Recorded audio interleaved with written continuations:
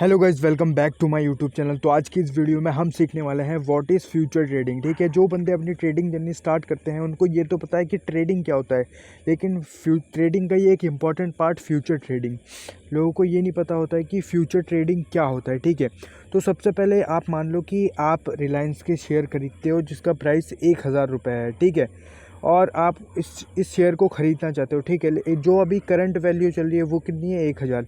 लेकिन आप current value को अगर आप ख़रीदते हो, अभी जो प्राइस चल रहा है, तो आपको 1000 रुपये पे करना पड़ेगा। लेकिन अगर आप रिलायंस के फ्यूचर्स को ट्रेड करते हो, ठीक है, फ्यूचर्स को ट्रेड करते हो, ठीक है, इसमें क्या होता है फ्यूचर्स में, जैसे कि सपोज़ ये प्राइस है, ठीक है, अभी प्राइस सपोज़ 1000 चल रहा है। ठीक है, अगर आप इस 1000 रुपये में अभी बाय कर लेते हो फ्यूचर्स को, अभी फ्यूचर्स को बाय कर लेते हो, और एक महीने के लिए इसमें एक एक्सपायरी डेट होती है। ठीक है, सपोज़ अभी कितनी चल रही है, अभी प्राइस कितनी चल रही है, 1000 रुपये। ठीक है, तो अगर 1000, सपोज़ मैं एक लाइन खींचता हूँ, ठीक है, रेड कलर की, ठीक है, जैसे कि मैं खींचता हूँ, जैसे कि ये मैंने एक लाइन खींची, ठीक है, ये कितना प्राइस चल रहा है, 1000 चल रहा है रिलायंस का प्राइस। ठीक है, और इस अकॉर्डिंग मार्केट क्या कर रहा है, और इसी अकॉर्डिंग मार्केट ऊपर को कैसे कर रहा है, मतलब मूव करता हुआ जा रहा है, इसी अकॉर्डिंग आगे ऊपर को मार्केट मूव करता हुआ जा रहा है। ठीक है, और ये रेड वाली लाइन कौन सी हो गई, ये रेड वाली लाइन हो गई हमारी उस वो पॉइंट हो गया जब रिलायंस का प्राइस क्या चल रहा था, 1000 रुपये। ठीक है, तो हमने इस पोजीशन पे क्या करा, हमने रिलायंस के फ्यूचर को बाय करा 1000 रुपये, जो उसके शेयर्स की प्राइस चल रही थी। और 1000 रुपये में हमने कितनी क्वांटिटीज़ बाय करी, सपोज़ हमने 1000 रुपये में हमने 500 क्वांटिटीज़ बाय करी। ठीक है, मतलब एक क्वांटिटी का प्राइस कितना हो गया, एक क्वांटिटी का प्राइस 1000, और एक इससे हम गुणा करते हैं सपोज़ 500 का। ठीक है, अब 500 हमने शेयर्स ले लिए 1000 रुपये में, तो कितना होगा आपके 5 लाख रुपये। ठीक है, लेकिन ये इससे अलग होता है, फ्यूचर ट्रेडिंग में आपको ये फ़ायदा मिलता है। अगर आप 5 लाख रुपये आपको कब देने पड़ेंगे, अगर आप करंट टाइम में उसको ट्रेड करते हो। ठीक है, करंट टाइम में उसको बाय करके उसको ट्रेड करते हो, तो आपको 5 लाख रुपये देने पड़ेंगे। लेकिन अगर आप इसके फ्यूचर्स को ट्रेड करते हो, तो फ्यूचर्स में आपको 5x तक का लेवरेज मिलता है। यानी कि ये जो 5 लाख रुपये आप लोगे फ्यूचर्स में ट्रेड करोगे, मैं बताता हूँ क्या होता है, तो आपको इसमें सिर्फ 1 लाख रुपये देने पड़ेंगे। ठीक है, वो कैसे, वो मैं आपको बताता हूँ। जैसे कि हमने ये लाइन खींची, सपोज़ इस पॉइंट पे आप खरीदते हो जब इसका प्राइस कितना था, प्राइस रिलायंस की शेयर का 1000 रुपये, और फ्यूचर्स में एक्सपायरी कैसी होती है, आप एक महीने के लिए ख़रीदते हो जिसमें आपको 5x तक लेवरेज मिलता है, और आपने यहाँ पे ख़रीद लिया।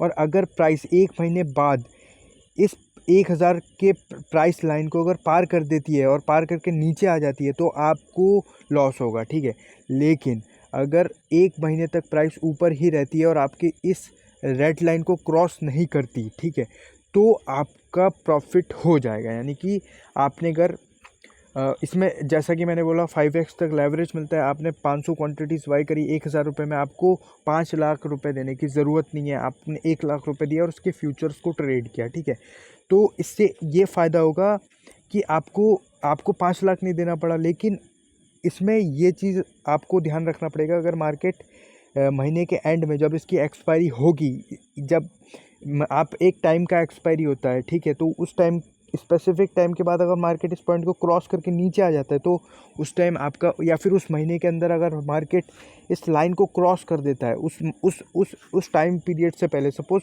मैं एक एग्जांपल लेता हूँ, सपोज़ 1 घंटा है नहीं, पर 30 दिन होगा, उससे ज़्यादा होगा या कितना होगा वो आपको पता चलेगा। ठीक है, वो भी मैं आपको बताऊँगा। लेकिन अगर उस टाइम पीरियड के अंदर मार्केट इस लाइन को क्रॉस करके नीचे आ जाता है, मतलब इस 1000 प्राइस रेंज से नीचे आ जाता है, तो आपको लॉस हो जाएगा।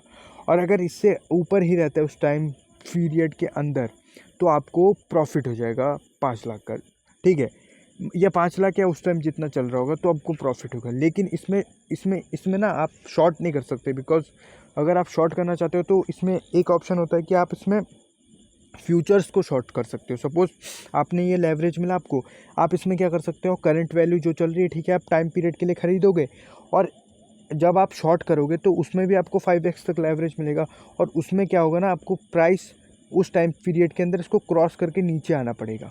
ठीक है, अगर ये नीचे नहीं आता, ऊपर ही चलता रहता है, मतलब ये बिल्कुल अपोजिट है। ठीक है, फ्यूचर बाय के फ्यूचर शॉर्ट बिल्कुल अपोजिट है। अगर उस टाइम पीरियड के अंदर नीचे आ जाता है, नीचे मूव करना स्टार्ट कर देता है, तो आपको पूरा फ़ायदा हो जाएगा। ठीक है, तो सिंपल है, ठीक है। सिंपली कॉन्सेप्ट मैं और क्लियर कर देता हूँ। सपोज़ ये लाइन है जब आपने प्राइस ख़रीदा और आप क्या करते हो, और आपने इस पोजीशन पर आकर क्या किया, आपने इस पोजीशन पर आकर आपने करा बाय, ठीक है। आपने बाय करा 1000 रुपये में, ठीक है। अपने आपको लेवरेज मिला, तो बाय करने से ये हुआ, अगर उस टाइम पीरियड के अंदर अगर मार्केट ऊपर ही जाता रहा तो आपको क्या फ़ायदा होगा। सपोज़ 30 डेज़ है, ठीक है। 30 डेज़ में अगर प्राइस इस 1000 जिस लेवल पे आपने ख़रीदा था 1000 के, उस लेवल से ऊपर ही रहता है, मैं 1000 लिख देता हूँ, इस लेवल से ऊपर ही रहता है तो आपको फ़ायदा होगा। लेकिन अगर प्राइस इस लेवल से नीचे आ जाता है, ठीक है, अगर प्राइस इस लेवल से नीचे आ जाता है, अगर प्राइस इस लेवल को क्रॉस करके नीचे आ जाता है तो आपको लॉस हो जाएगा।